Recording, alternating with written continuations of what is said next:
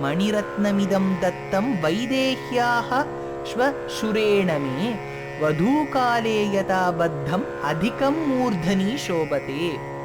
But one thing, Hanuman, though this Chudamani is looking so beautiful in my hand, when she puts it on her hair, I am very sure that she does not become beautiful because of the Chudamani. The Chudamani in turn becomes very fortunate and beautiful because it is seated on her beautiful hair. Now, from this, what do we come to know? We are finding so many social evils every day. Whenever we take the paper, we see that a mother-in-law is harassing the daughter-in-law for the jewels which the daughter-in-law has brought from her parents' place. But all this never ever existed during the Vedic tradition time or during the Sanatana Dharma. All these social evils that we have acquired today, like sati or dowry or anything of this, has come in the later stage because of the invasion that our country had. Because of the invasion that our country had, we still find a lot of the Hindu women also covering their faces with the sari. No such concept existed in Hinduism. Sita was very bold enough to show her face before people. Why should a woman hide away or cover her face from seeing other men? She has equal rights on this earth. That is why we say Lakshmi Narayanaha, Shriman Narayanaha. That is why Sita was such a powerful lady, and that is why women have equal importance in Hinduism. So this concept of dowry or harassing the daughter-in-law, all this never existed. Even Kaikeyi, who was the mother-in-law to Sita, she never spoke a word against Sita in Ramayanam. Neither did she speak a word against Ram. She called Ram and said, you have to go to forest. She never said that Sita has to go. Neither did she harass Sita, nor did she speak a harsh word against Sita. So there is no question of whether the mother-in-law harassed the daughter-in-law or whether the daughter-in-law is not being regardful and respectful towards her in-laws. There is no such question. In Ramayanam, every part has a moral where we have to learn.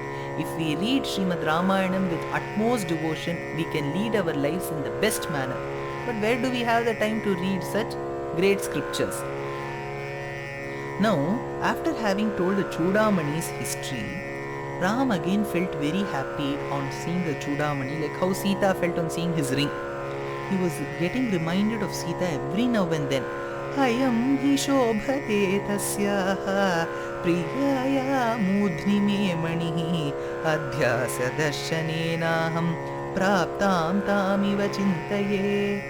Then Hanuman said, Hey Bhagavan, Sita has given one deadline. She has said, Urdhvam asana jivishye. Hey Hanuman, go tell my husband Ram that I will not live for more than a month if he does not come and rescue me. On hearing this, Ram said, Look at that, hey Hanuman. She is being very hard-hearted. She is saying that she can survive without me for 1 month. But I'll tell you, Hanuman, I cannot survive without Sita even for a second. Chiram jivati vaidehi yadi masam dharishyati kshanam virana jiveyam vinatamasite kshanam. I cannot live without her even for a second, Hanuman. Now he is being very trained by Sita. Initially he was a Rama Bhakta, now he was a Sita's Bhakta. So he said, Ram, please don't give me such cock and bull stories. You are acting as if Sita is being very hard-hearted. Know her Vaibhavam. When you say that you cannot live, for example, you consider this, before I can get to the explanation of the shlokam, I'll give you one little example and let us get to the shlokam. Now, the mother says to her child, you are going with your father on a tour, I am not able to come. My dear child, I cannot live without you even for a second. She says this. In turn, the child says, Mother, I will be back in a week. If I am not back in a week, even I cannot live without you. On looking at this, we will come to know that the mother is more affectionate and the child is less. But the importance of the child is more. For example, if I say that I cannot exist without a thing even for a minute, that means what? That thing is so important and significant in my life. Everybody will say, I can live without anything, I cannot live without air. For example, we close our mouth and both the nostrils for some time, for about 1 hour. In the first 10th minute itself, we will die. That means what? We cannot live without air even for a minute or for a second. So, the importance of air, pranavayu, is very important. Likewise, Ram said that he cannot live without Sita for a second. That means Sita is so important, and she is so important means she has so much of good qualities in her that she is putting herself to such a situation where Ram feels her importance that he says that he cannot live without her for a second. Whereas Sita says that I can live without Ram for 1 month. Only after 1 month I may feel. That means what? Ram's Vaibhavam is only this much. Whereas Sita's Vaibhavam is so much. So Hanuman gave this explanation to Ram and said, please don't tell me anything like that. My mother Sita is very great, Ram. How is this like? I have already said one beautiful incident of two people, the Acharya and Sishya. The Acharya's name was Parashara Bhatta and the Sishya's name was Nanjiya. This Parashara Bhatta was very much affectionate to Lakshmi, Jagannatha Mahalakshmi. That particular sanctum sanctorum, that particular Sannidhi in Sri Rangam is called as Ranganayaki Sannidhi. The goddess is known by the name Ranganayaki and the Lord is known as Ranganatha. Every day this Parashara Bhatta used to go to his mother's Sannidhi, that is Ranganayaki Sannidhi, have a great darshan of her, and if he had some time he would go to his father's Sannidhi, that is Ranganatha. One day he had lots of time after having had the darshanam of Ranganayaki, he went to Ranganatha's Sannidhi. He stood before Bhagavan. Ranganatha was surprised. Parashara Bhatta, every day you always go to mother's Sannidhi and only few days in a year you come to my Sannidhi, but today you have been standing in my Sannidhi for such a long time. So I think you have realized my importance. You have come to know that I am your father. Very good. Like how you have recognized your mother, today you have recognized even me as your father. Parashara Bhatta smiled at Bhagavan and said, Hey Bhagavan, I'll tell you how I have recognized you. I'll tell you what is the relationship between you and me. Then you may laugh or you may comment. Hey Bhagavan, my mother is Ranganayaki. My mother is Jagannatha Mahalakshmi. She is directly related to me. I am her son. She is my mother. There is direct relationship. Now you may be wondering, where are you in this relationship? You are my father, but I don't have a direct relationship with you. You cannot say that I am your son and I cannot say that you are my father. But I will still call you a father because you are my mother's husband. And you can call me your son because I am your wife's son. For us all these words mean the same. But look at the devotion these people had towards Mahata, Jagannatha Mahalakshmi. He says that I am directly related to my mother. She is directly related to me. I am related to you through her. You are related to me through her. So she is the main person. Now Bhagavan asked, you are trying to say something new, Parashara Bhatta. You are trying to say something new. In Sanatana Dharmam, you have to show a pramanam, you have to show an example where your Purvacharyas, where your earlier preceptors have already said this as an example. Parashara Bhatta said, Hey Bhagavan, have you forgotten? Before the incarnation of Krishna, there was an avataram of Ram. You were born as a son to Dasharatha. When you were about to marry, you entered the city called Mithila. All the Mithila people, the citizens of Mithila, they all respected Sita because Sita was a citizen of their country and they regarded her as the goddess. Now after you married her, the citizens of Lanka who already thought themselves to be the sons and daughters, the children of Sita, now also related themselves to you. But they didn't relate themselves directly to you. They were related to Sita, that is, Sita was their mother. Sita's children were the citizens of Mithila. Now the citizens of Mithila regarded Sita as their mother. Since you married Sita, you were regarded as the father. So there was no direct relationship, hey Bhagavan. Mata Lakshmi yathaiva maithila janastena dhvanate vayam tvaddasaikarasabhimana subhagair bhavair viramutracha Jamata daitastaveti bhavati sambandha drishtya harim pashyema pratiyamayama cha paricharan prahrishyema cha. Hey Bhagavan, the citizens of Mithila's attitude is only with me. Like how the citizens of Ayodhya thought Sita to be their mother and linked Ram as their mother's husband. Like how Parashara Bhatta thought Ranganayaki to be his mother and linked Ranganatha to him by thinking that Ranganayaki's husband is his father. The same way Hanuman said, "Hey Bhagavan, Sita is my mother." Hanuman said, "Sita is my mother. You are my mother's husband, so you are my father." The same concept is beautifully brought out by the greatest of poets called Swami Vedanta Deshika, who says, Mata Devi Tvamasi Bhagavan Vasudeva Pita Me. Mata Devi, Devi, that is Jagannatha Mahalakshmi is my Mata, is my mother. Tvamasi Bhagavan, her Natha, her beloved, that is Ram, that is Srimad Narayan, is the father to me. He is not directly linked to me. Because he is the husband to my mother, he is my father. Mata Devi Tvamasi Bhagavan Vasudeva Pitami. So the devotion what the Vaishnava Acharyas had towards Lakshmi is unbeatable and matchless. Now, after having heard such great news from Hanuman, Ram wanted to give some gift to him. Neither was he in Ayodhya with all the ornaments and precious stones. Neither was he in a situation to go work somewhere, fetch some money and buy something for him. Then he said, if I give all these materialistic things, that means what? I am equating Hanuman's service to this particular mission as only equivalent to that particular ornament. I should give him something which nobody else can get that easily. So he called Hanuman and hugged him tightly. Yesha sarvasvabhutastu parishvango hanumataha maya kalamimam prapya dattastasya mahatmanaha ityuktva priti krishtango ramastam parishasvaje hanumantam kritatmanam kritakaryam upagatam. Hanuman then felt, if this is the gift what I am going to get, I will do any service in this world for this Bhagavan Ram. Because Hanuman was totally horripilated. He was in the epitome of ecstasy.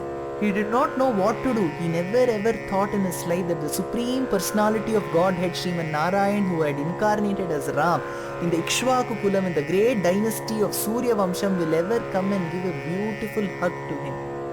He felt that his Jivanam, his life had the Sapalyam. He had attained the purpose of his life by having had the hug, the Parishvangam, the great hug by Ram. Swami Deshika explains the essence of Sundara Kandam in one beautiful line. Apara paravara parikha parivrita davadahana javana pavana bhava kapivara parishvanga bhavita sarvasvadana. Parishvanga bhava.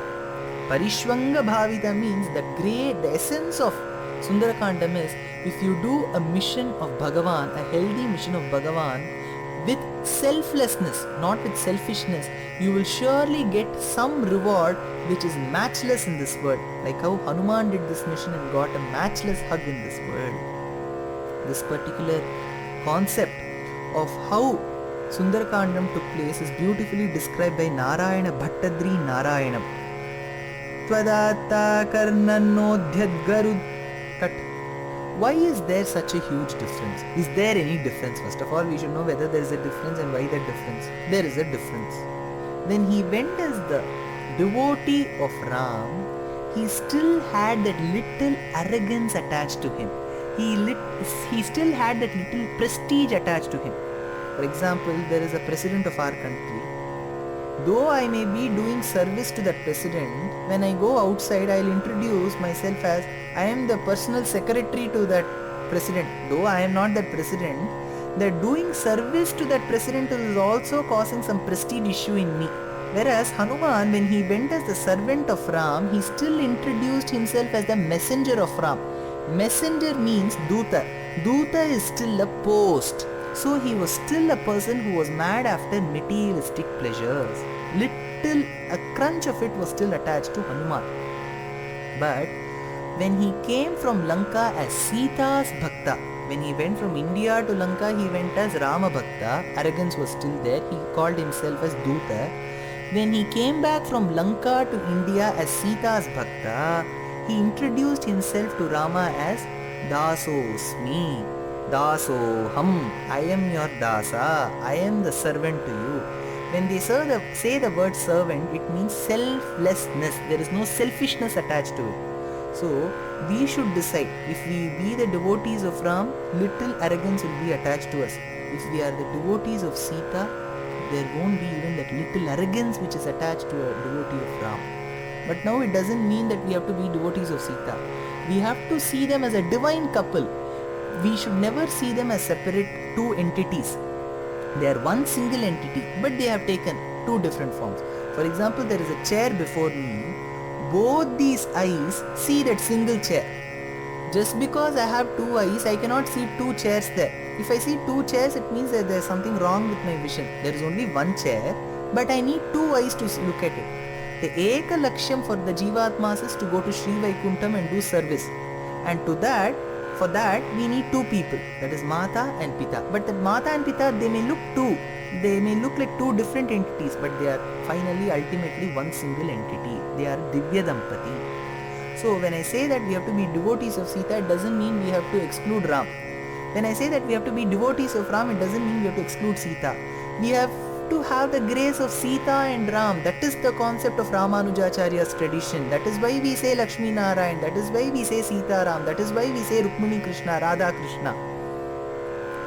That is why this concept of worshipping the goddess and the god together is very important.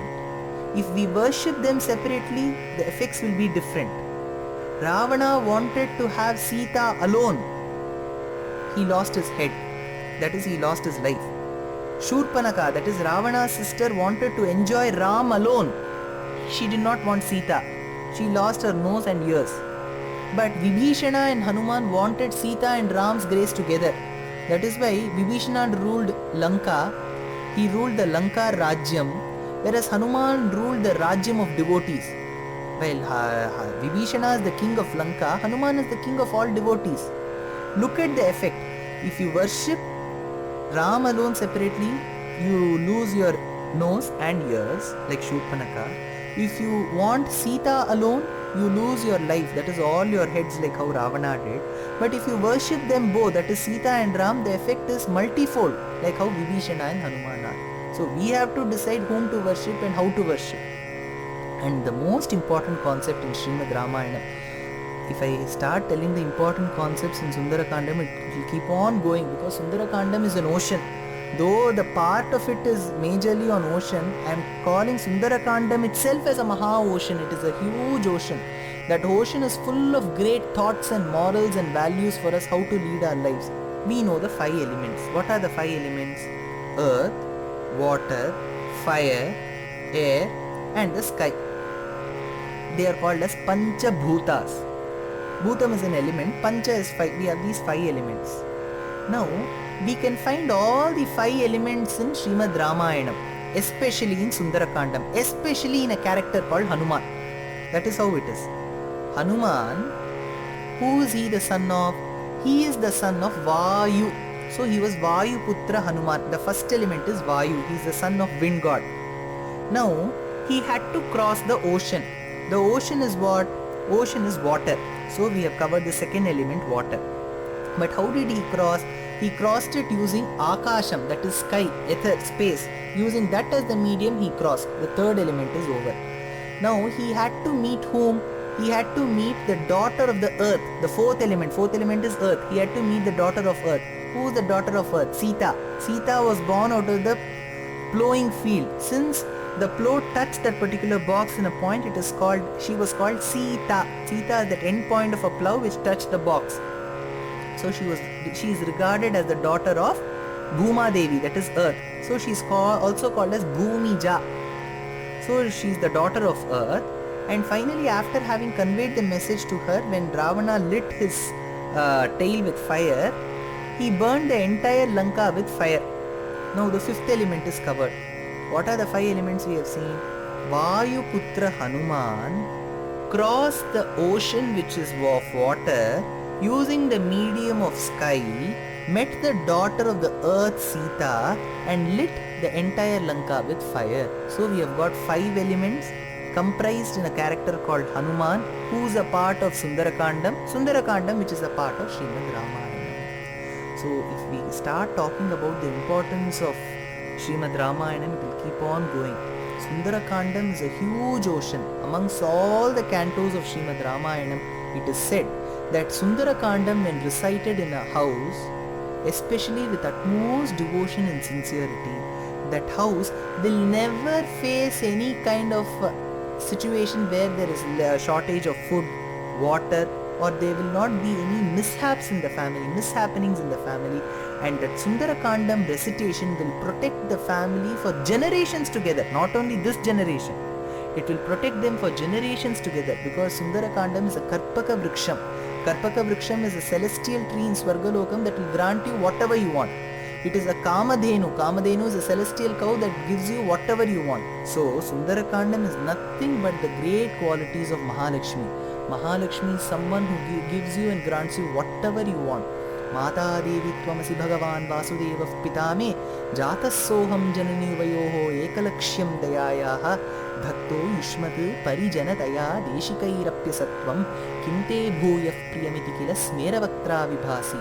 The importance of Hanuman, the importance of Ram, the importance of Sita, the friendship of Ram and Sugriva, the trust on Hanuman by all the monkeys, the evil qualities of Ravana, the great Pativratyam of Sita, and all, above all, the greatest concept of servitude, Seshatvam, the being the great devotee to Ram and Sita, is being brought out in Sundara Kandam in such a beautiful manner that we can boldly and confidently say that in this world nothing can equal the Sundara Kandam of Srimad Ramayanam. Valmikiye Adikavye Sundara Kandam Samanaptam